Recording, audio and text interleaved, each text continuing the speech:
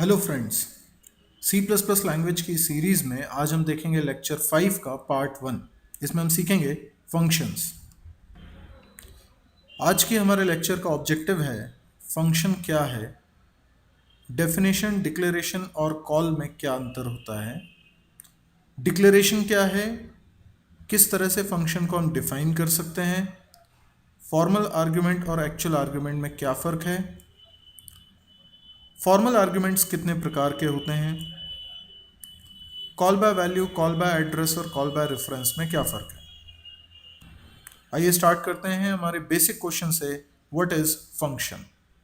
तो फंक्शन एक block of code है, सेट ऑफ इंस्ट्रक्शन है, जिसको पहचान के लिए हमने कुछ नाम दिया हुआ है। जनरली फंक्शन एक सिंगल टास्क को परफॉर्म करने के लिए लिखा गया कोड है। फॉर एग्जाम्पल, आपको दो नंबर को ऐड करना है तो आपने कुछ कोडिंग लिखी, आपको फैक्टोरियल कैलकुलेट करना है तो आपने कुछ कोडिंग लिखी। तो कोई भी टास्क परफॉर्म करने के लिए आप कुछ लाइंस लिखते हो, कुछ कोडिंग करते हो। उस कोडिंग को करली ब्रैकेट में रैप कर दिया जाए, कवर कर दिया जाए, और उस ब्लॉक को हम पहचान के लिए एक नाम दे देते हैं।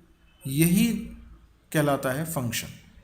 तो फंक्शन का अपना एक नाम होता है, उसका कुछ रिटर्न टाइप होता है और उसमें कुछ आर्ग्यूमेंट्स पास किए जा सकते हैं। Function is a way to achieve modularisation. Modularisation एक कॉन्सेप्ट है जो ये कहता है कि एक बड़े कॉम्प्लेक्स टास्क को करने के लिए पहले आप उसके छोटे छोटे पीसेस करिए, यानी एक बड़े टास्क को छोटे छोटे सब टास्क में डिवाइड करिए। हर एक सब टास्क फर्दर डिवाइड हो सकता है अगर लॉजिकली वो एक बड़ा टास्क है। ऐसा तब तक करेंगे जब तक कि यूनिट टास्क ना आ जाए। तो हमारी एक बड़ी सी प्रॉब्लम, एक कॉम्प्लिकेटेड सा कोड, ये डिवाइड हो गया है कई सारी सब प्रॉब्लम्स में, सब टास्क में, और हर एक टास्क के लिए हम अलग से बना सकते हैं फंक्शंस। तो किसी बड़े टास्क को छोटे छोटे सब टास्क में डिवाइड करना मॉड्यूलराइजेशन कहलाता है, और इसको इम्प्लीमेंट करने का तरीका होता है फंक्शन।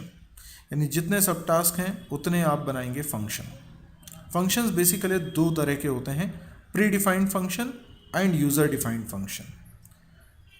प्री डिफाइंड फंक्शंस जैसे printf, scanf, getch, clear screen, ये सब फंक्शंस पहले से बने हुए हैं और इनकी कोडिंग यानी डेफिनेशन लाइब्रेरी फाइल के अंदर, जबकि इनका डिक्लेरेशन हेडर फाइल्स के अंदर होता है।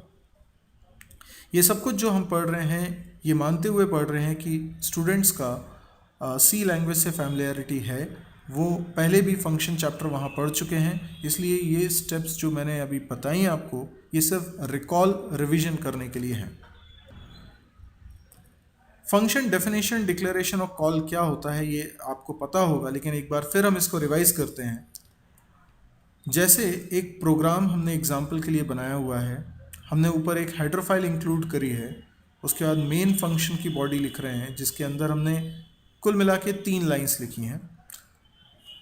पहली लाइन में हमने फन फंक्शन का डिक्लेरेशन किया है, फिर सी आउट की मदद से स्क्रीन पे मैसेज प्रिंट किया है, फिर फन नाम के फंक्शन को कॉल किया है। इसके बाद हम फन फंक्शन को कर रहे हैं डिफाइन। फन फंक्शन की कोडिंग में एक लाइन लिखी है सी आउट स्टेटमेंट, जिसके कारण स्क्रीन पे एक मैसेज प्रिंट होगा। यहाँ पर ये फंक्शन की डेफिनेशन कहलाएगी, फन फंक्शन की कोडिंग। मैंने आपको अभी कहा था कि फंक्शन क्या है, कुछ set of lines, set of coding, set of instructions.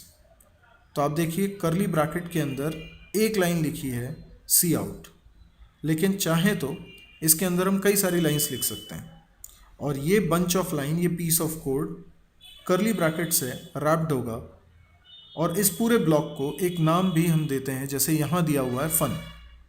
ये कहलाता है फंक्शन बनाना या फंक्शन को डिफाइन करना। ये है फंक्शन कॉल। जब तक कोई फंक्शन कॉल नहीं किया जाएगा उसकी डेफिनेशन एग्जीक्यूट नहीं होगी। फंक्शन को कॉल करने के लिए आप फंक्शन का नाम लिखते हैं और सेमीकोलन लगा देते हैं, जबकि ये है फंक्शन डिक्लेरेशन। फंक्शन डिक्लेरेशन करते वक्त फंक्शन किस तरह की वैल्यू रिटर्न करेगा वो रिटर्न टाइप आप पहले लिखते हैं। जैसे यहाँ लिखा है वॉइड। वॉइड का अर्थ है ये फंक्शन कोई वैल्यू रिटर्न नहीं करेगा। फंक्शन में कोई आर्ग्यूमेंट्स नहीं है, इसलिए पैरेंथेसिस भी एम्प्टी है। तो ये लाइन कहलाती है फंक्शन डिक्लेरेशन। अब आप तीनों को देखिए, फंक्शन डेफिनेशन, फंक्शन कॉल और फंक्शन डिक्लेरेशन, तीनों में फ़र्क आपको समझ में आ रहा होगा। ये जो फंक्शन का डिक्लेरेशन हमने किया है ये मेन फंक्शन की बॉडी में अंदर किया है। इस तरह के डिक्लेरेशन को लोकल डिक्लेरेशन कहते हैं और इसका अर्थ ये होता है कि मेन फंक्शन को ही अधिकार है कि वो फन नाम के फंक्शन को कॉल कर सके। अगर आप चाहते हैं कि पूरे प्रोग्राम में कोई भी फंक्शन फन को कॉल कर सके तो इसके लिए ज़रूरी है कि फन फंक्शन का डिक्लेरेशन ग्लोबली होना चाहिए। यानी जहाँ पे लिखा है वॉइड मेन उसके ऊपर हम लाइन लिखेंगे वॉइड फन पैरेंथेसिस और सेमीकोलन। इसको कहते हैं ग्लोबल डिक्लेरेशन। ग्लोबल डिक्लेरेशन होने से पूरे प्रोग्राम में कहीं से भी उस फंक्शन का इस्तेमाल किया जा सकता है, यानी कॉल किया जा सकता है। हमारे प्रोग्राम में सी इन सी आउट ऑब्जेक्ट्स को भी हम यूज़ कर रहे हैं। ये प्री डिफाइंड ऑब्जेक्ट हैं, इनका डिक्लेरेशन भी हेडर फाइल में होता है। याद रहे, हेडर फाइल के अंदर pre defined function, pre defined object या पहले से बने किसी वेरिएबल का डिक्लेरेशन किया जा सकता है। आइए अब देखते हैं फंक्शन डिक्लेरेशन क्या है। फंक्शन डिक्लेरेशन को ही हम फंक्शन प्रोटोटाइप भी बोलते हैं। अभी हमने पिछली स्लाइड पे देखा था फंक्शन डिक्लेरेशन कैसे लिखा जाता है। फंक्शन डिक्लेरेशन का सिंटैक्स होता है, पहले आप लिखेंगे रिटर्न टाइप, रिटर्न टाइप के बाद आप लिखेंगे फंक्शन का नाम और उसके बाद लिखेंगे आर्ग्यूमेंट की लिस्ट। फंक्शन को डिक्लेयर करना ज़रूरी है। अगर आप फंक्शन को डिक्लेयर नहीं करेंगे तो कंपाइलर को इस नए शब्द का मीनिंग नहीं पता चलेगा। तो आप अपने प्रोग्राम में कहीं से अगर फंक्शन को कॉल कर रहे हैं और आपने उसका डिक्लेरेशन नहीं किया है तो आएगी एरर। फंक्शन को लोकली भी डिक्लेयर किया जा सकता है, ग्लोबली भी डिक्लेयर किया जा सकता है। ये अभी हमने पिछले स्लाइड पे समझा। तो फंक्शन की डेफिनेशन और डिक्लेरेशन ये दो अलग अलग बातें हैं। फंक्शन की डेफिनेशन जब अपन बोलते हैं तो वो एक ब्लॉक ऑफ कोड होता है, वो पूरी कोडिंग होती है जो फंक्शन चलने पर, फंक्शन के कॉल होने पर एग्जीक्यूट होती है। फंक्शन को डिफाइन करने के 4 तरीके हो सकते हैं। Takes nothing, returns nothing, takes something, returns nothing, takes nothing, return something, take something, return something.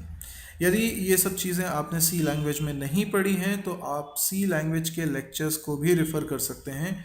आप मेरे ही सी लैंग्वेज के लेक्चर्स को देखिए जिसमें फंक्शन चैप्टर के बारे में डिटेल में बताया गया है। वहाँ पे इन चारों को डिटेल में डिस्क्राइब किया हुआ है। जैसे इस एग्जाम्पल को देखिए, इस एग्जाम्पल में हमने एक बनाया है मेन फंक्शन और एक बनाया है सम फंक्शन। आप ज़रा सम फंक्शन पे गौर करिए। सबसे नीचे सम फंक्शन के अंदर 2 आर्ग्यूमेंट्स मेंशन किए गए हैं x और y, जबकि उसका रिटर्न टाइप लिखा गया है इंट। आप देखिए रिटर्न टाइप सम लिखने के पहले लिखा है। इससे पता चल रहा है कि ये फंक्शन रिटर्न करेगा वैल्यू इंट टाइप की, जबकि इसमें आर्ग्यूमेंट पास हो रहे हैं 2 इंट टाइप के। इस तरह के डेफिनेशन को हम बोलते हैं टेक समथिंग, रिटर्न समथिंग। आप देख सकते हैं ऊपर हैश इंक्लूड के नीचे हमने इस फंक्शन का डिक्लेरेशन भी किया है।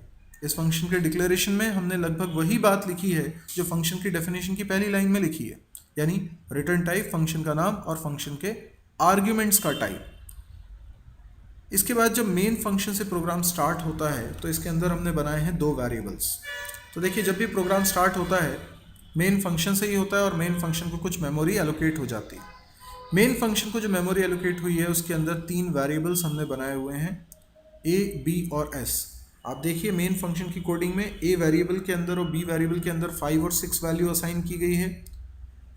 इसके बाद सम फंक्शन को अगली लाइन में हम कर रहे हैं कॉल। फंक्शन को जब कॉल करते हैं तो ये नया फंक्शन ये मेमोरी में आता है। अब देखिए सम फंक्शन के अंदर पैरेंथेसिस में हमने a, b लिखा हुआ है।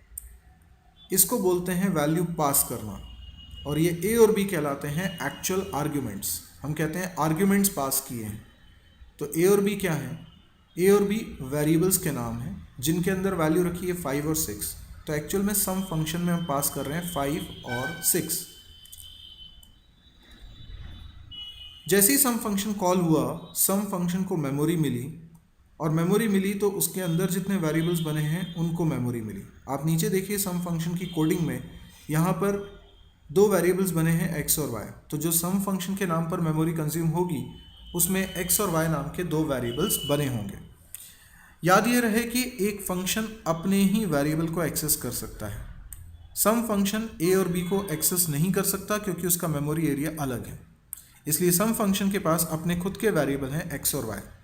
जब आपने सम फंक्शन को कॉल किया तो एक्चुअल आर्ग्यूमेंट्स में लिखा है a, b, जबकि सम फंक्शन जहां डिफाइन कर रहे हैं वहां पे आपने लिखा है x और y। ये कहलाते हैं फॉर्मल आर्ग्यूमेंट। फॉर्मल आर्ग्यूमेंट लिखते वक्त उनका डिक्लेरेशन करना पड़ता है क्योंकि इससे पहले वो एग्जिस्ट नहीं कर रहे हैं, जबकि एक्चुअल आर्ग्यूमेंट्स लिखते वक्त आपको डिक्लेरेशन नहीं करना होता है क्योंकि डिक्लेरेशन आप उसके पहले की स्टेप्स में कर चुके होते हैं। यहाँ पर हुआ ये है कि आपने कॉल करते वक्त a और b की वैल्यूज़ पास करी हैं जो करस्पॉन्डिंगली x और y वेरिएबल्स में स्टोर हो जाएंगी। इस तरह से एक फंक्शन से दूसरे फंक्शन के पास डेटा ट्रांसफ़र होता है। अब सम फंक्शन की कोडिंग चलेगी। सम फंक्शन में लिखा है रिटर्न x प्लस वाई, तो 5 और 6 का सम हो जाएगा और सम आएगा 11 हो जाएगा रिटर्न। जब भी कोई फंक्शन वैल्यू रिटर्न करता है तो एग्जैक्टली वहीं जाती है वैल्यू जहाँ से फंक्शन हुआ था कॉल।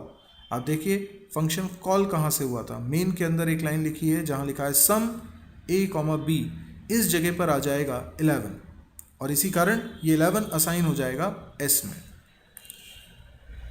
जैसे ही फंक्शन ने वैल्यू रिटर्न करी, ये वैल्यू असाइन हो गई s में और अब मैं s की वैल्यू अगर प्रिंट कराऊंगा तो 11 प्रिंट होगी। तो ये एक तरह से एग्जांपल था जिसमें हमने देखा वैल्यू पास कैसे करते हैं और वैल्यू रिटर्न कैसे करते हैं। तो टेक्स समथिंग रिटर्न समथिंग का एग्जांपल है। इसमें हमने बड़ी बात ये सीखी कि फॉर्मल आर्ग्यूमेंट क्या होते हैं, एक्चुअल आर्ग्यूमेंट क्या होते हैं। इन टेक्निकल टर्म्स को आप याद रखिए। फॉर्मल आर्ग्यूमेंट्स की अगर बात करें यानी फंक्शन को डिफाइन करते वक्त आप पैरेंथेसिस के अंदर जो वेरिएबल्स बनाते हैं वो कहलाते हैं फॉर्मल आर्ग्यूमेंट्स। और फॉर्मल आर्ग्यूमेंट्स तीन प्रकार के हो सकते हैं। Ordinary variable of any type, जैसे कि पिछले एग्जाम्पल में थे पॉइंटर वेरिएबल्स और रेफरेंस वेरिएबल।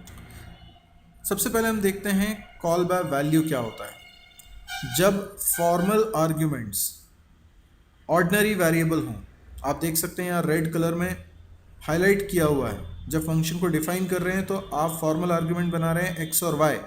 ये x और y वेरिएबल ऑर्डिनरी वेरिएबल हैं, ना तो पॉइंटर वेरिएबल हैं ना रेफरेंस वेरिएबल है।